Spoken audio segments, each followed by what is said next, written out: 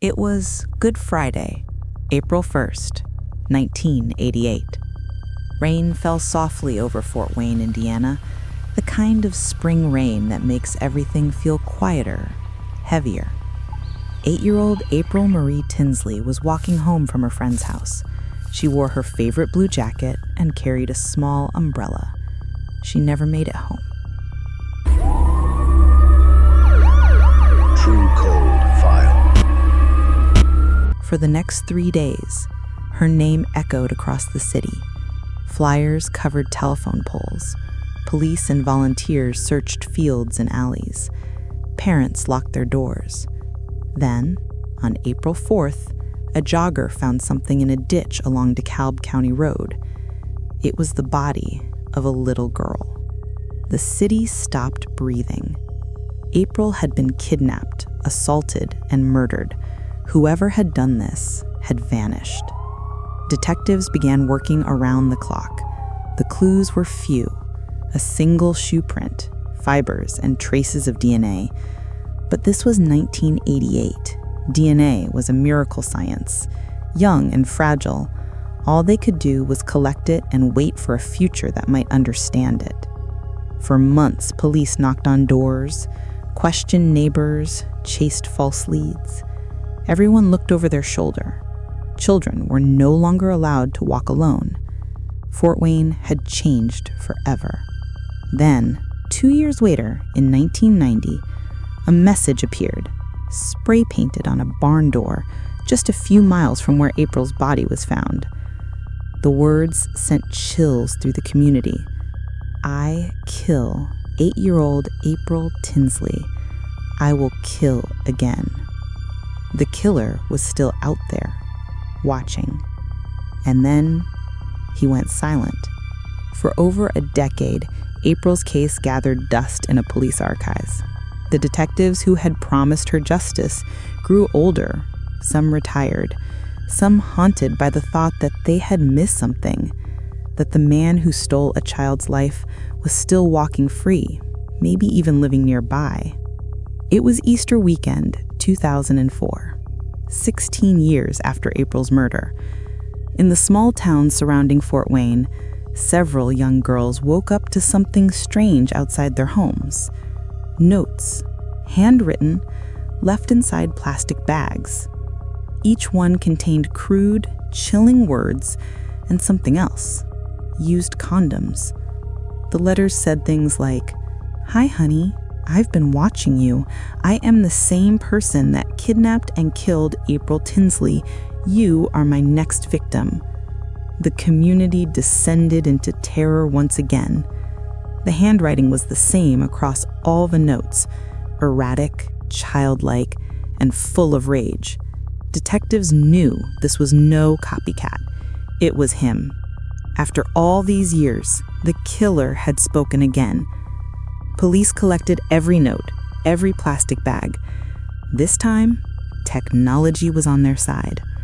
They extracted DNA from the evidence and confirmed it matched the 1988 crime scene. There was no doubt. The same man who took April's life had been walking among them for 16 years. The problem was, his name was still unknown. The DNA matched no one in the national databases. The case, once again, reached a dead end. But behind the scenes, forensic science was about to change forever. By 2018, a new tool had emerged: genetic genealogy, the same method that would unmask the Golden State Killer. Instead of comparing DNA to criminal records, investigators compared it to public genealogy sites, finding relatives, tracing family trees, narrowing it down generation by generation. When Fort Wayne detectives handed April's DNA to the specialists at Parabon Nanolabs, they knew this was the last real chance. Within weeks, the genealogical web pointed to a single man: John D. Miller. A 59-year-old factory worker, lived in Grable, Indiana, just a few miles from where April's body was found. Detectives watched him for days. He lived alone, quiet, ordinary. Then one night, they saw him throw out a McDonald's bag and a used coffee cup. They collected it, tested the DNA. It was a perfect match. After 32 years, the man who haunted Fort Wayne's memory had finally been found through a piece of trash and a few drops of coffee. When officers knocked on John D. Miller's door, it was a quiet Sunday morning. The man who answered looked ordinary. Graying hair, calm expression, no sign of the monster that had haunted a city for decades. They asked him one question. "Do you know why we're here?" Miller paused, lowered his head, and said, "April Tinsley." Inside the interrogation room, he spoke without emotion. He described how he had taken April from the street, what he had done, and how he left her body by the roadside. Every word felt like a blade, reopening a wound that had never healed. For the detectives who had carried this case for half their lives, it was the moment they had dreamed of and dreaded. The truth had finally arrived, but it brought no comfort, only silence. In 2018, 30 years after April's death, John D. Miller pled guilty to murder and child abduction. He was sentenced to life in prison. He will never walk free again. When the verdict was read, April's family sat quietly in the courtroom. No anger, no celebration, just tears. Her mother, Janet, said softly, "It's not closure, but it's peace." Outside the courthouse, reporters spoke of justice, science, and miracles of technology.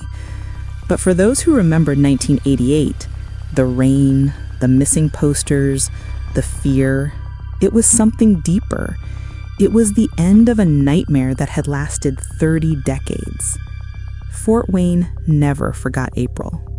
There's a small memorial now, near the road she was found. A white cross with flowers that change with the seasons. People still stop there. Some don't say a word. They just stand and remember. Because some crimes never fade with time. They echo through generations, through memories, through every unanswered question, until justice finally whispered back. And for April Tinsley, it finally did. If you're captivated by stories where the truth finally comes to light, make sure to subscribe to True Cold Files. Every week, we uncover real cases where justice took decades, but never disappeared.